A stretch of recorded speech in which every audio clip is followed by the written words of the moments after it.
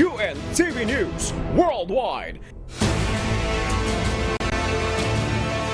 Yes, salamat sa Diyos sa panibagong pagkakataong bigay niya sa atin. Kamusta na kayo mga kasambahay? Kumusta na, Marie?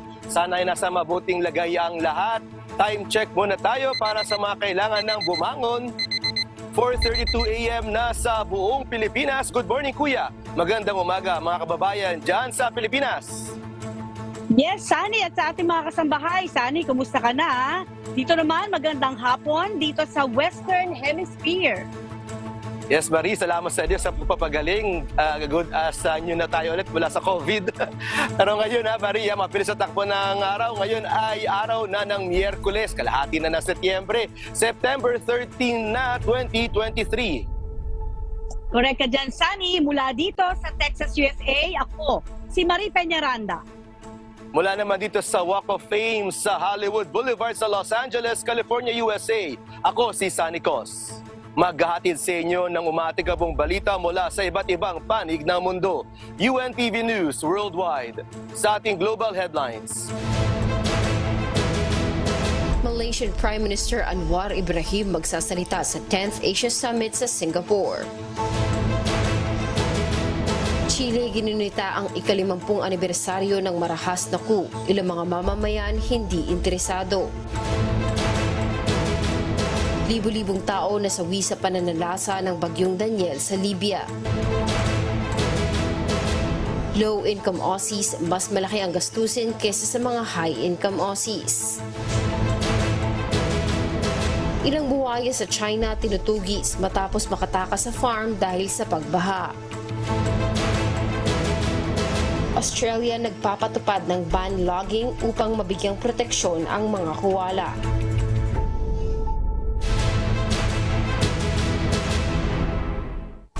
Una sa ating mga umatikabong balita. Nasa Russia na si North Korean leader Kim Jong-un upang makipagpulong kay Russian President Vladimir Putin. Kabilang naman sa mga isyong inaasahang pag-uusapan ng dalawa ang supply ng pagkain. Ito ang umatikabong balita ni Charles Corpuz. Dumating na sa Russia si North Korean leader Kim Jong-un sa pamamagitan ng bulletproof train at nakatakda itong makipagpulong kay Russian President Vladimir Putin. Nais ng Moscow na bumili ng North Korean ammunitions para sa nagpapatuloy nitong gyera sa Russia ayon sa Estados Unidos. Gayunman, food aid at technology ang pakay ni Kim ayon sa mga analyst. Nasa Vladivostok si Putin na nasa silangang bahagi ng Russia at 200 kilometers mula sa North Korea border. Hindi pa tiyak kung saan magtatagpo ang dalawang leader. Ito ang kauna-unahang biyahe abroad ni Kim sa loob ng 4 na taon. Huling nagkita sina Putin at Kim noong 2019. Charles Corpuz, UNTV News and Rescue. Diyos ang aming sandigan, serbisyo publiko ang aming pinahalagahan. Bibisita si Malaysian Prime Minister Anwar Ibrahim sa Singapore ngayong September 13. Ito ay upang magsalita sa 10th Asia Summit 2023. Ito ang umatikabong balita ni Sier Yambao. Isasagawa ang ika-10 Asia Summit ng Milken Institute sa Singapore na gaganapin mula September 13 hanggang September 15. Inibitahan si Malaysian Prime Minister Anwar Ibrahim kasama ang kanyang asawa at iba pang mga officials na umaten at magsalita sa nasabing summit. Pag-uusapan dito ang iba't ibang topics gaya ng digitalization, global inequality, public health at environmental sustainability. Pinakauna official visit ni Prime Minister Anwar sa Singapore noong January 30, 2023. Dito nakasama niya si Singapore Prime Minister Lee Hsien Loong at naganap ang signing of bilateral agreements sa digital at green economies, pati na rin ang cybersecurity. Sherry Ambao, UNTV News and Rescue. Diyos ang aming sandigan, serbisyo publiko ang aming pinahahalagahan. Dako naman tayo, Marie, sa South America. Ginunita ng Chilean government ang military coup na naganap 50 taon na ang nakalipas. Subalit karamihan sa mga mamamayan ay hindi interesado rito. Ito ang umatikabong balita ni Era Angeles.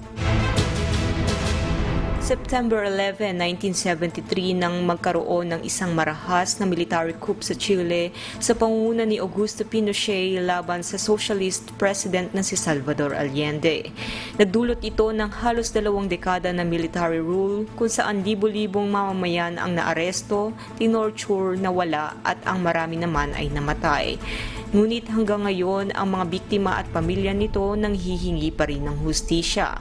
Tinutuligsa rin si Chilean President Gabriel Boric sa pagkampanya nito sa pag-alaala sa anibersaryo ng coup. Sa isang survey, 60% ng mga Chilean hindi interesado sa paggunita ng coup. 4 sa 10 tao naman ang naniniwala na ang gobyerno ni Allende ang dapat sisihin dito. Ayon sa mga Chilean Human Rights Commissions, 40,175 ang naging biktima ng political executions, imprisonment, torture at disappearances. Samantala, iba't ibang commemorative acts ang sinasagawa sa Presidential Palace noong Lunes na dinaluhan din ng ilang leaders sa South at Central America. Era Angeles, UNTV News and Rescue. Diyos ang aming sandigan, serbisyo publiko ang aming pinahahalagahan. Weather news naman tayo dito, no? Sani, umakyat na sa mahigit 2,000 katao ang bilang ng nasawi sa Libya dulot ng pananalasa ng bagyong si Daniel. Samantala, mahigit 9,000 tao naman ang nananatiling nawawala. Ito ang umatikamong balita ni Bradley Robuza. Nangangamba ang pamahalaan ng bansang Libya na madaragdagan pa ang bilang ng nasawi sa pananalasa ng Storm Daniel sa Libya. Sa pinakahuling ulat, umabot na sa 2,300 ang bilang ng nasawi sa pagragasa ng Mediterranean Storm.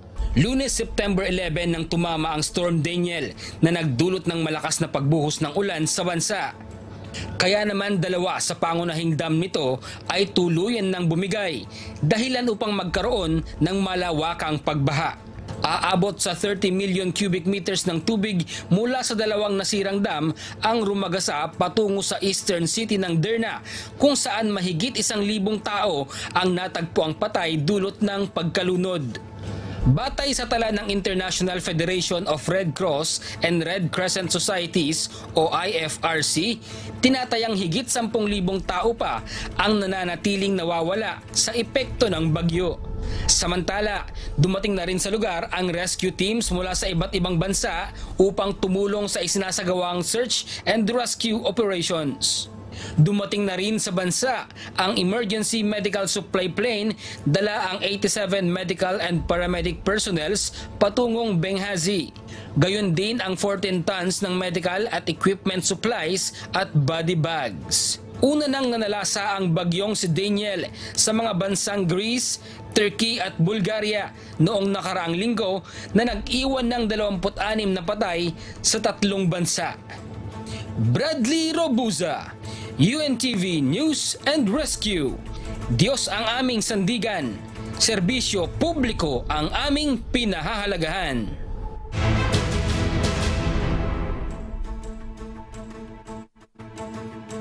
Yes, Marie, punta naman natin ng Toronto. Inanunsyo ng isang building company sa Canada na maaaring maantala ang completion ng isang Trans Mountain Oil Pipeline sa bansa ng 9 na buwan.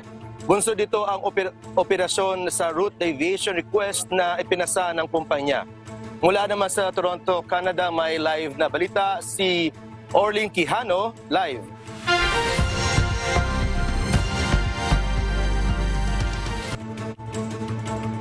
Orlin, ano ba ang dahilan ng request na deviation nitong builder ng oil pipeline na Orlin? Sani, nagpasa ang Trans Mountain Corporation o TMC ng request sa Canada Energy Regulator upang aprubahan ang bagong route ng oil pipeline. Ayon sa TMC, hindi technically o economically feasible ang microtunneling construction sa kasalukuyang ruta ng pipeline. Nais ng kumpanyang ilipat ang ruta sa nalalapit na area kaharap ng isang indigenous area. Hindi naman nagustuhan ng Secwepemc Nation ang changes na ito dahil tatagos ang pipeline sa kanilang teritorya. Samantala, wala pang approval ng Canada Energy Regulator ang route changes sa oil pipe. Sa kasalukuyan, ini-estimate ng kumpanya na matatapos ang pipeline expansion ng April 2024. At yan ang latest update mula dito sa Toronto. Balik sa'yo. Sunny? Yes, Orin. Ano bang balita mo dyan kung sakaling hindi maaprubahan ang request na ito ng TMC? Sunny, ayon sa company nga sa TMC sa kanilang pahayag sa CER, yung worst case scenario kung hindi maaprubahan yung route changes ay magkakaroon ng karagdagan delay yung pipeline completion up until December 2024 at magkakaroon din ng additional na cost na $86 million, which is very much over the budget sa kanilang initial outline para dito sa Trans Mountain Pipeline na ito. Sunny? Alright, sige, keep us updated, Orlin. Marami tayong mga kababayan din nagtatrabaho sa oil industry dyan sa Canada, no? Sige, makikibalita kami sa iyo ulit, Orlin, next time. Salamat, Orlin Quijano, mula naman dyan sa Toronto, Canada. Mangumusta naman tayo, Sunny, sa Land Down Under. Nahaharap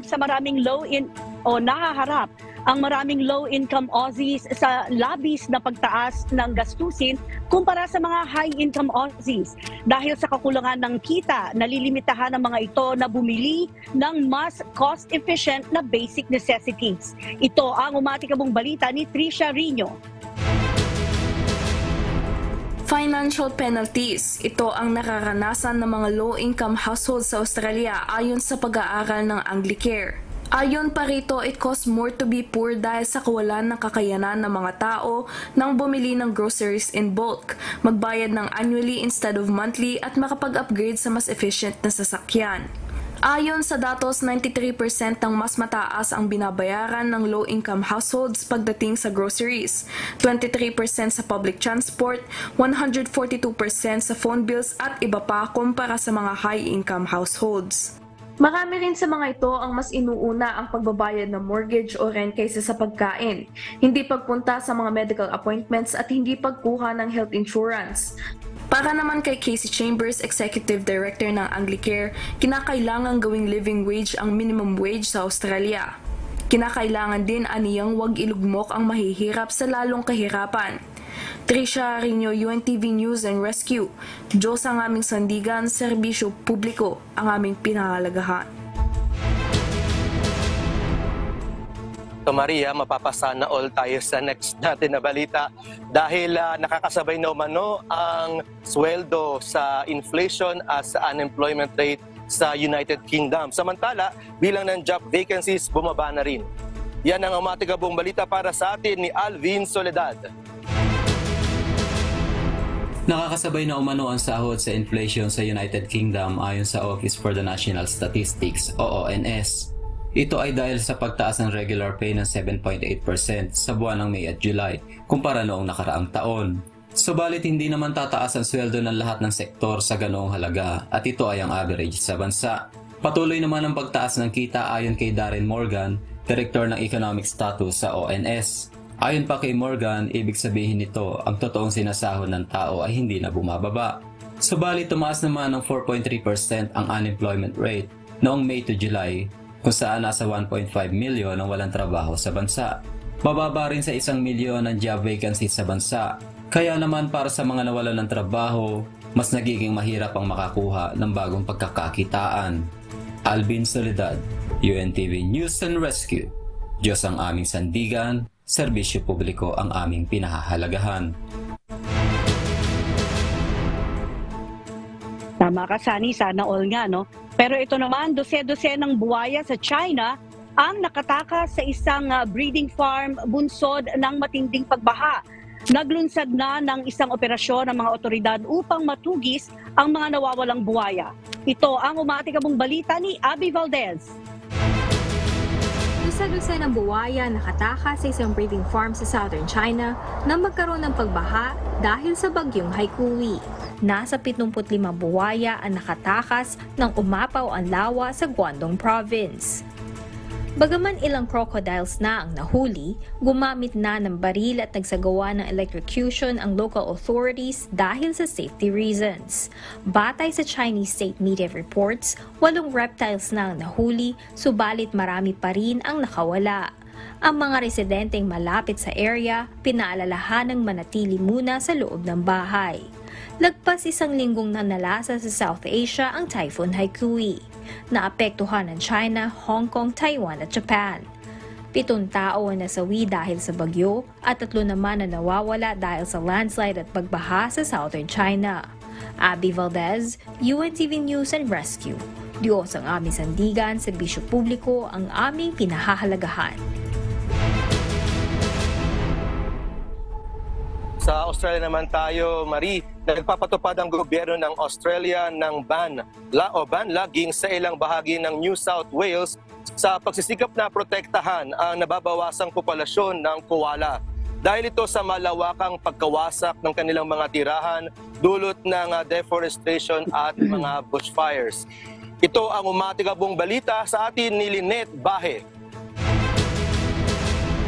Inanunsyo ng gobyerno ng New South Wales sa Australia ang isang ban laging sa isang kagubatan upang maprotektahan ang mga koala mula sa pagkawala. Bumaba ng mahigit sa 50% ang populasyon ng mga koala sa New South Wales dahil sa deforestation, drought at bushfires.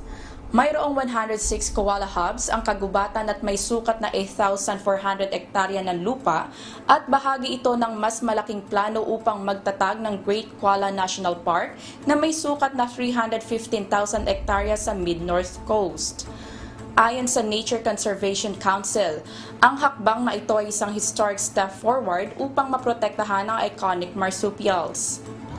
Gayunman, may ilang kritiko na nagsasabing hindi sapat ang hakbang na ito upang maprotektahan ang populasyon ng mga koala sa Australia. Lynette Bahe, UNTV News and Rescue.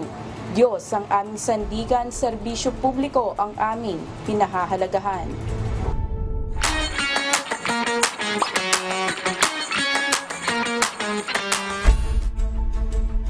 Public service naman tayo, Sunny. Isang cultural event to experience Filipino heritage ang isasagawa sa Qatar.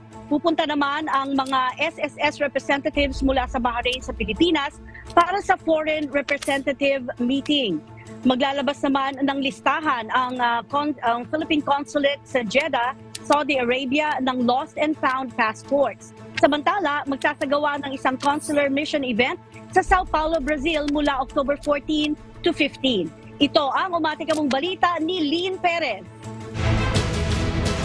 What's up, kabayan? Inanyayahan ng ating mga kababayan sa Bahrain na dumalo sa isang cultural event na may temang Experience Filipino Heritage, a Journey of Discovery on Culture, Arts and Talents. Gaganapin ito sa September 15, alas 5 hanggang alas 7 ng gabi sa Qatar National Library Special Events Area. Libre ito kaya't mag-register na sa link na matatagpuan sa official Facebook page ng Philippine Embassy sa Qatar sa facebook.com/phinqatar. Maglalakbay naman papuntang Pilipinas sa mga SSS representatives sa Bahrain upang dumalo sa Foreign Representative Meeting mula September 17 to 24. Naglabas ng listahan, contact numbers, email at contact persons ang SSS Bahrain kung saan maaaring mag-inquire ang ating mga kababayan habang nasa Pilipinas sa mga representatives. Para sa kumpletong impormasyon, bumisita lamang sa official Facebook page ng Philippine Embassy sa Bahrain sa facebook.com/PHLinBahrain. Kung ang passport nyo naman po ay nawawala, naglabas ng listahan ng Philippine Consulate General sa Jeddah, Saudi Arabia ng lost and found passports. Maaari ninyong maklaim ang inyong passport sa konsulado mula Linggo hanggang Huwebes sa alas 8 ng umaga hanggang alas 5 ng hapon. Samantala, magsasagawa ng consular mission event sa Sao Paulo, Brazil mula October 14 to 15. Ilan sa mga serbisyong ipagkakaloob ay ang new passport application, renewal, lost or damaged passports at consular services gaya ng civil registration. Kinakailangan mag-book ng appointment sa consular event na ito. At para sa link kung saan maaring mag-book ng appointment, bumisita lamang sa official Facebook page ng Philippine Embassy sa Brazil sa facebook.com/PHInBrazil. At yan mo na ang latest mga kabayan, ako pong muli si Lynn Perez para sa UNTV News and Rescue. Diyos ang aming sandigan, serbisyo publiko ang aming pinahahalagahan.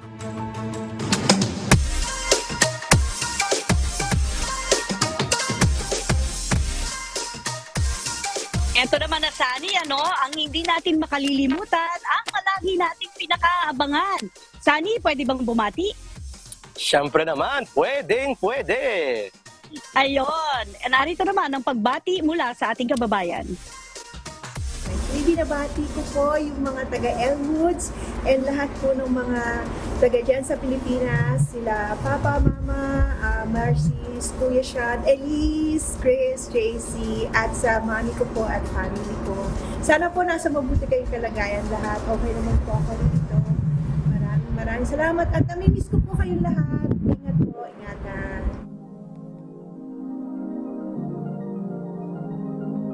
Ayan, ang pagbati ng ating kababayan, di ba? Sunny, go ahead. Oo nga.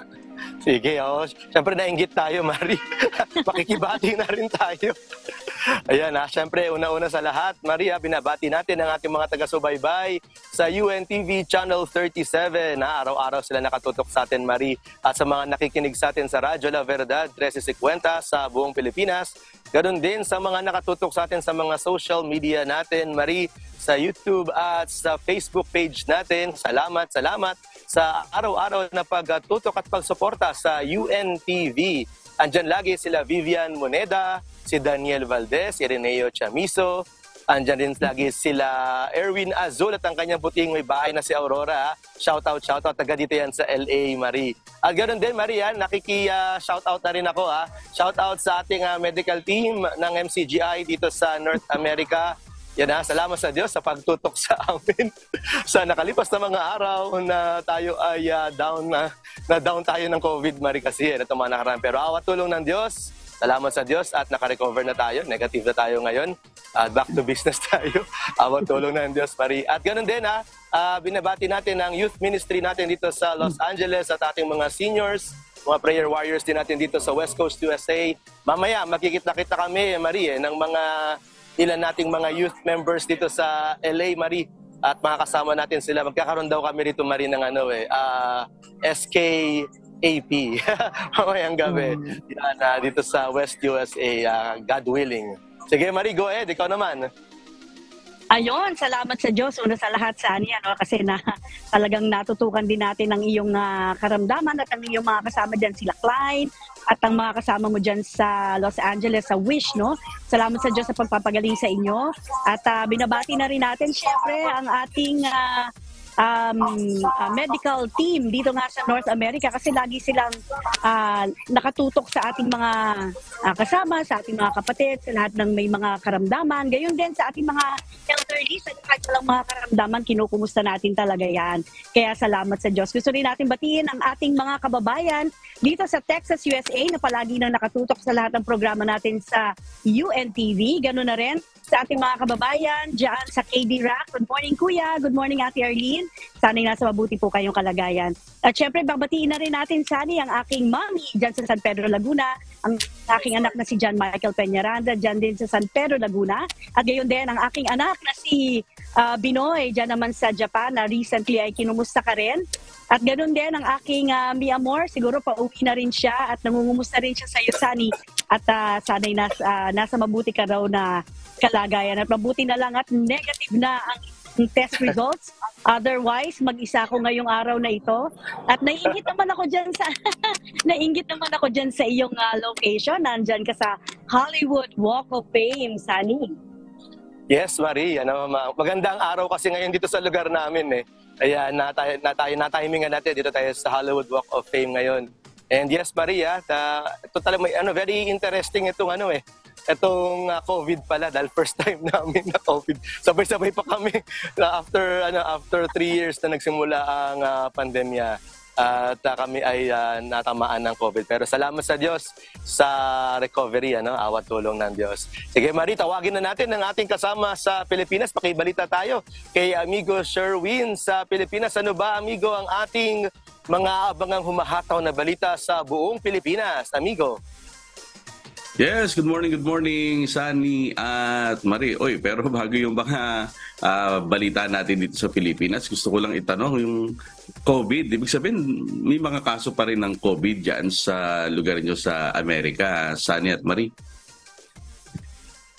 Oo, dito, amigo sa America. Actually, amigo dito sa US, in general, tumataas ang cases ng COVID. Itong summer na ito, meron talagang naging uptick ng cases ng COVID, lalo na sa mga cities gaya ng New York, Chicago at dito rin sa Los Angeles. Pero ang mga health officials dito, particular na ang Center for Disease Control and Prevention ng US, amigo, hindi sila masyado na babahala dahil nananatili pa din ang daily average ng death ng US, particular dito sa amin sa Los Angeles, ay one lang a day. At itong mga existing natin mga vaccine, kagaya kahapon, Maria, merong lumabas tayo ngayon na bagong sequence ng vaccine for COVID at yung ibang mga gamot at therapy available for COVID, amigo, ay very effective siya ngayon. Yung mga symptoms din kasi, amigo, mga mata, naramdaman namin halos lahat ng amigo, ng symptoms dito sa nangyari sa amin itong nakarang linggo. Pero hindi siya ganun ka-severe at kaya naman, awa ng Diyos, amigo. Kaya hindi masyado nababahala na ibalik yung mask mandate at yung mga lockdown dito sa Amerika, amigo. Diyan ba sa Texas, Marie? Kamusta ba rin dyan? Speaking of COVID cases, amigo at Sunny, marami din tayong nababalitaan, lalo na sa ating mga kababayan, na nagkakaroon nga, na-infect pa rin talaga ng COVID at mas marami ngayon compared sa mga nakalipas na buwan. Itong mga patapos na ang summer, marami tayong nababalitaan, mga kaibigan natin, mga kasama natin, talagang nagpa-positive sila at pamilya ito, amigo. Pero ganun nga, katulad ng sabi ni Sunny, although nararamdaman, masakit ang lalamunan, may fever, masakit ang katawan, mabilis magpagaling ngayon, hindi katulad nung nag-uumpisa pa lang at wala pa tayong proven na mga vaccines, talagang maraming nasasawi at matagal ang sintomas na lumalagi sa ating mga katawan. Pero ngayon hindi na ganoon. Although, syempre, nakamabahala pa rin. Lalo na doon sa ating mga elderly, tsaka yun sa mga bata. At flu season na rin dito, amigo. Kaya yan ang inaantabayanan natin, ang pagdami niyan, pinag-iingat natin ng ating mga kababayan. Doon sa mga sanay na magkaroon ng flu shots, go ahead. Yung mga hindi naman, palakasin pa rin natin ang ating mga immune system sa pamamagitan ng mga vitamins at mga prutas, healthy lifestyle. Yan, amigo at Sunny. Kaya pala. Dito kasi sa atin, hindi napag-uusapan yung COVID. Kaya wala tayong update kung ilan yung nagpa-positive pa sa COVID dito sa ating bansa. Kasi ang pinag-uusapan dito, yung mataas na presyo ng bigas. Yung kalagayan ng ating mga magsasaka na binibili ng mura yung kanilang mga palay ng mga trader.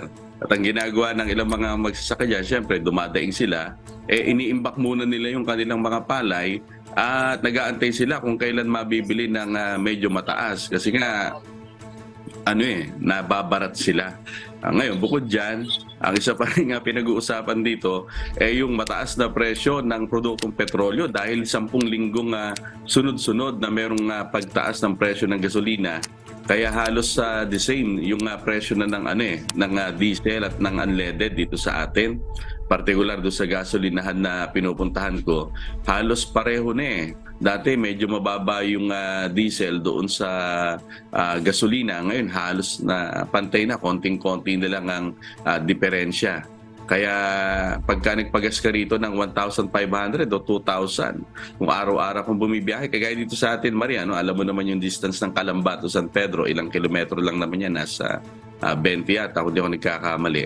Mga 2 balikan lang yun. Kahit na maayos-ayos ang sasakyan mo at diesel yan, talagang mamumroblema ka ngayon dyan. Kaya siguro nauuso rin dito yung yung mga e-bike, pagka dito lang at malapit lang. Kaya yan. At may good news naman tayo dahil simula ngayong araw ay ipamamahagi na yung fuel subsidy para sa mga PUB driver and operator. So mag-i-start yan ngayon, yung subsidiya na yan na ipamimigay ng LTFRB. So starting today yan. Ayan. Sunny? Amigo.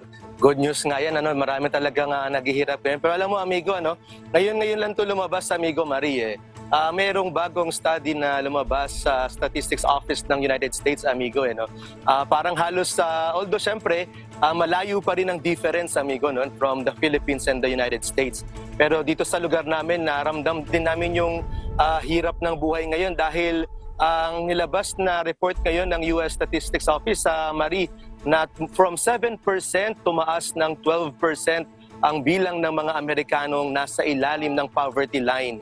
Yan ay first ever since nag-start ang Statistics Office ng pagbilang ng o pag-analyze ng sitwasyon ng economic situation ng mga residente rito sa United States. So talagang across the board talaga, amigo, no? Yung mga pagtaas ng bilihin, yung paghirap ng buhay at yung purchasing power ng peso at ng dollar bumababa. Saan mang lugar apektado talaga ang mga tao, ano. Pero abangan natin ang iba pang mga umahataw na balita maya-maya lamang diyan sa balita ni Amigo Sherwin. Salamat, Amigo Sherwin, at sa lahat ng ating mga global correspondents na nakasama natin sa araw na ito. Ayan, ang dami nating mga abangan. Kaya mga kasangbahay, kung meron hindi napapanood na balita o nais niyong muling tunghayan ang UNTV News Worldwide, maaari niyo po itong balikan sa ating mga official social media account. I-like at i-follow lamang ang UNTV News and Rescue Facebook account at i-click ang subscribe button sa UNTV News and Rescue YouTube channel. Mapapanood nyo rin po rito ang iba pang news programs ng UNTV, pati na ang iba pang video ng nag-iisang public service channel. Kaya tara na po, subscribe, like, and share. At narito ang mga salita ng Diyos na maaari nating baunin sa pagpapatuloy ng araw na ito. Nasusulat sa book of 1 Thessalonians chapter 5 verse 15. See that none render evil for evil unto any man, but ever follow that which is good, both among yourselves and to all men.